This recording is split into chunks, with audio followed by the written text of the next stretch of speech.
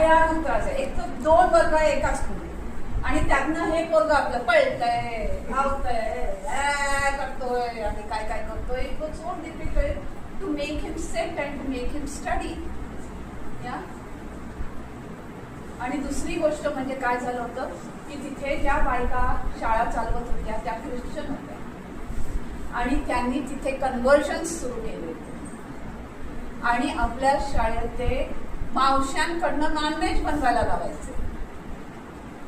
हे असं सगळं तिथे चाललं होतं. तर मी शेवटी कमिटीला सांगितलं, इधर they are there or I am there, you have to select. तर म्हणे शिकवणार कोण? म्हटलं गुरुजी विल टेक केअर.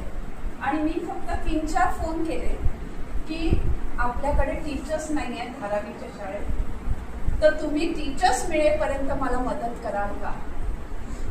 आणि ते मला म्हणाले, Shubhangi we are all there. दुसऱ्या दिवशी 7 वाजता मी जेव्हा शाळेत पोहोचले तेव्हा people were already waiting for me. आणि this is what the grace is.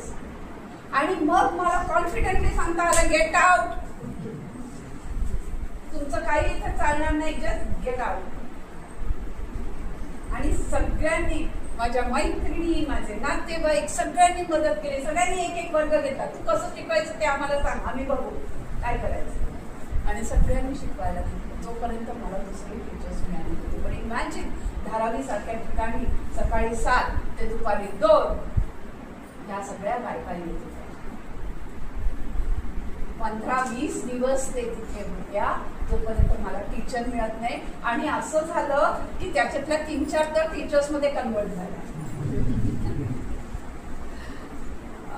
So this is how it is. तर त्या राहुलचं मी सांगत होते, एक दिवस मी असं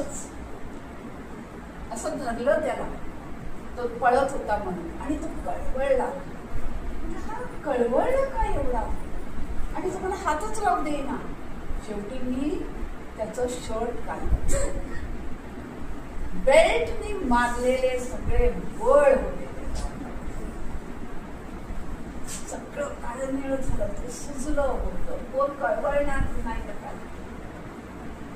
पहिले त्याला मी औषधं मागवली, ती लावली, त्याला बसवलं आणि फक्त त्याला जवळ घेतलं. तुम्हाला खोटं वाटेल, तो कधीच रडला नव्हता. त्याला कधीच बघितलं नव्हतं रडताना. तो इतका घट्ट मिठी मारून रडला. So that was the first time where he express. He couldn't speak but he express.